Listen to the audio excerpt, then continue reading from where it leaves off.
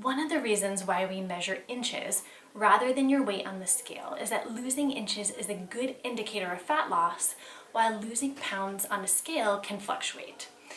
Water weight, water retention can make the scale go up and down. Also, when people adapt a healthier diet and lifestyle, they often gain muscle mass while losing fat mass, and sometimes the scale doesn't shift, even though they're making great health gains. The CDC actually recommends measuring your waist circumference rather than overall weight to estimate your potential for disease risk. A 1-inch increase in waist circumference in men will lead to the following: a 10% increase in blood pressure risk, an 8% increase in risk for blood cholesterol levels. We will typically see HDL, the healthy cholesterol, decrease by 15%, triglycerides increase by 18%, and the risk for metabolic syndrome increases by 18%.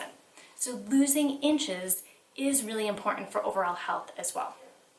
Now, our clinical trials have shown that laser participants lose an average of 3.7 inches from their waist, hips, and thighs. So if we round it, what does that 4 inches of fat actually look like?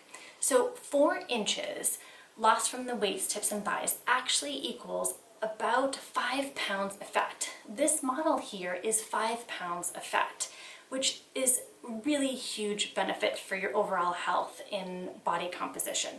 Now remember, when we're measuring from the waist, hips, and thighs, this is getting distributed evenly throughout, but if we were to collect this all together, this is still a really impressive amount of weight to lose. Now, it's also important to note, to compare, that 4 inches lost from your waist, hips, and thighs is also equivalent to about 2.5 liters of fat. And a successful liposuction, which is an invasive procedure, a very costly procedure, is usually deemed successful with about 2 to 3 liters of fat, which is approximately what that 4 inches loss equates to. So I also want to mention that a study with 1,000 participants and nearly 1 million data points showed that participants that were consistent with diet and exercise 80 to 90% of the time, at the end of 12 months, lost an average 4 to 5 inches from their waist. Now, women were about 4 inches and men were about 5 to 5.5.